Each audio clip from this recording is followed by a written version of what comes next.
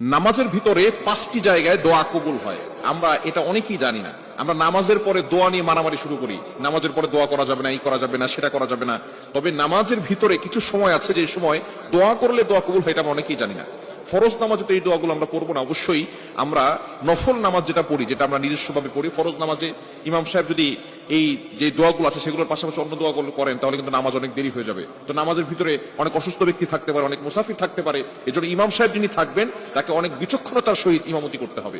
এজন্য ফরজ নামাজে নয়, আপনি যখন একাকী নামাজ পড়বেন, ফরজ নামাজে অন্যান্য দোয়া পড়াটা ঠিক নয়, আপনি নফল নামাজে এই আমলগুলো করতে পারেন। এই নামাজের ভিতরে 5টি জায়গা আছে যেখানে দোয়া করলে আল্লাহ পাক রব্বুল আলামিন আপনার দোয়াগুলো অ্যাকসেপ্ট করে নেবেন, কবুল করে নেবেন। নাম্বার 1 নাম্বার হচ্ছে তাকবীরে তাহরিমা আল্লাহু আকবার বলার পরে আমরা একটা সানা পড়ি না, এই সানা কিন্তু একটা দোয়া। আমরা তাকবীরে তাহরিমা আল্লাহু আকবার বলার পরে সূরা ফাতিহার আগে এই সময়টা দোয়া কবুল হয়, আমরা এটা অনেকেই জানি না। এই সময় আমরা সানা পড়ি, সুবহানাকাল্লাহুম্মা ওয়া বিহামদিকা ওয়া তাবারাকাসমুকা ওয়া তাআলা জাদ্দুকা ওয়া লা ইলাহা গায়রুক। এই দোয়াটা আমরা পড়ি না। এটা হচ্ছে আল্লাহ তাআলাকে প্রশংসার যে বাক্যগুলো আছে এগুলো বলে আমরা আল্লাহকে সন্তুষ্ট করতে চাই, আল্লাহকে স্যাটিসফাই করতে চাই। সুতরাং এখানে নবী সাল্লাল্লাহু আলাইহি ওয়াসাল্লাম আরো অনেক দোয়া পড়তেন, আল্লাহুম্মা বাঈদ, এবং আরো অনেক দোয়াগুলো নবীজি সাল্লাল্লাহু আলাইহি ওয়াসাল্লাম এখানে অ্যাড করতেন। কিন্তু আমরা শুধুমাত্র সানা পড়েই নামাজে চলে গেলে নামাজ হয়ে যাবে, এতে কোনো সমস্যা নাই। তবে নফল নামাজ আপনি এই সময় দোয়া করতে পারেন।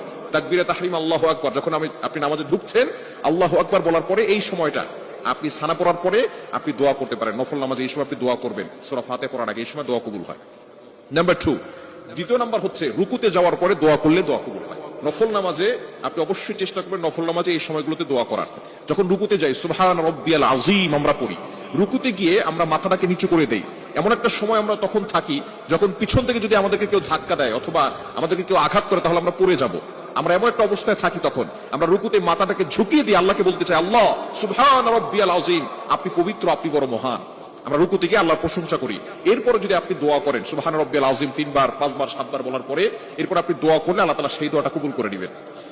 এরপরে 3 নাম্বার হচ্ছে সেজদায় গিয়ে দোয়া করলে দোয়া কবুল হয়। এটা আমরা অনেকেই জানি, সেজদায় গিয়ে দোয়া করলে দোয়া কবুল হয়। আমরা অনেকে মনে করি আমাদের কপালটা কার্পেটে লাগছে অথবা জায়নামাজে লাগছে। নো, আকরাবু মা ইয়াকুনুল আবদু হুয়া সাজিদ, যখন কোনো বান্দা সেজদা করে তখন তার কপালটা আল্লাহর কুদরতি পায়ে ঠেকিয়ে দেয়, বলেন সুবহানাল্লাহ। এটা ইমাজিন আপনি কল্পনা করতে পারছেন?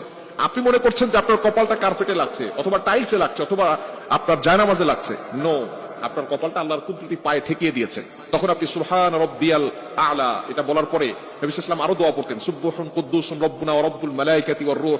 আরো নবী সাল্লাল্লাহু আলাইহি ওয়াসাল্লাম অনেক দোয়া পড়তেন। তো আপনি এখানে দোয়া করতে পারেন সিজদায় গিয়ে, নফল নামাজে সিজদায় গিয়ে আপনি আল্লাহর কাছে বলতে পারেন, রব্বানা আতিনা ফিদ দুনিয়া হাসানা ওয়া ফিল আখিরাতি হাসানা ওয়া কিনা আযাবান নার। এই দোয়াগুলো আপনি পড়তে পারেন। 4 নাম্বার হচ্ছে 2 সিজদার মাঝখানে যখন আমরা বসে ওই সময় দোয়া কবুল হয়। এই সময়